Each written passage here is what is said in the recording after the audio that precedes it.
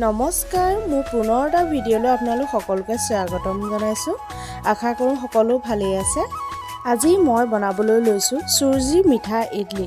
আহকচোন চাওঁ মই কেনেদৰে এই ইডলি পিঠাবিধ বনাইছো। প্ৰথমে মই চুজি 2 কাপ লৈছো আৰু চেনি 1 কাপ দিছো। মই এয়া আমুল গাখীৰকে লৈছো 2 কাপ। আপোনালোকে গৰু গাখীৰো ল'ব পাৰে। গাখীৰৰ পৰিমাণটো কম থাকিলে মানে গাখীৰ 1 কাপ আৰু পানী 1 কাপ দিও বনাব পাৰে। মই কিন্তু অকল গাখীৰকে দিছো। পানী নিদি গাখীৰ দি বনালে পিঠাবিধ খাবলৈ বহুতেই সোৱাদ হয়। এনেদৰে মই চুজি, চেনি আৰু গাখীৰখিনি অলপ অলপকৈ সকলোবোৰ ভালদৰে মিহলি কৰি লৈছো।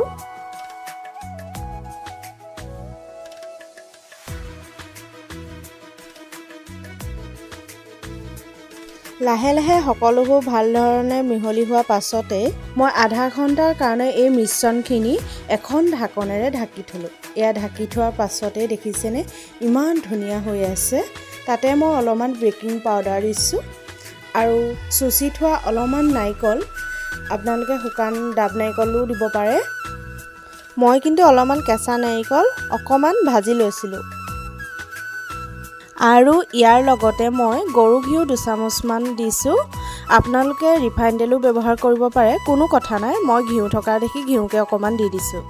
কেইটামান ইলাচি গুটি খুন্দি তাতে দি দিছো। পুনৰবাৰ আকৌ মিশ্ৰণখিনি ভালদৰে মিহলি কৰি লৈছো। এয়া দেখিছেনে ইমান ধুনীয়া হৈছে। এইফালে মই ইডলি ষ্টেণ্ডডালত অলপ অলপ ঘিউ সানি লৈছো যাতে পিঠাগিটা এৰুৱাওঁতে অকণো অসুবিধা নহয়, পটককে এৰাই যাব। তেতিয়া এনেকৈ ষ্টেণ্ডডালৰ অলপ অলপ বেটাৰ দি তাৰ ওপৰত অকমান চেৰি দি দিছো। দেখিবলৈ ভাল হ'ব পিঠাটো।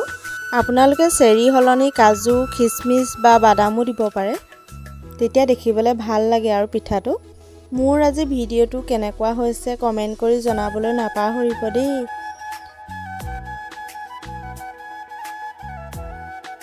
আনফালে মই চৌকাখনতে চচপেন এখনত অলপমান পানী দি পানীখিনি উতলাই লৈছিলোঁ আৰু তাতে প্লেট এখন দি মই ষ্টেণ্ডডাল এনেকৈ 10 মিনিটমান কাৰণে ঢাকি ৰাখিছোঁ।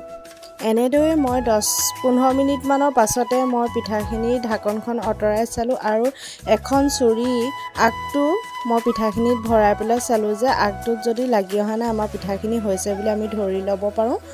আৰু 5 মিনিটমান নমাই আনি থৈ ঠাণ্ডা হোৱাৰ পাছতে মই পিঠাখিনি লাহে লাহে এৰুৱালোঁ। এনেদৰে মোৰ ইডলি পিঠা বনোৱা ভিডিঅ'টো সম্পূৰ্ণ হ'ল।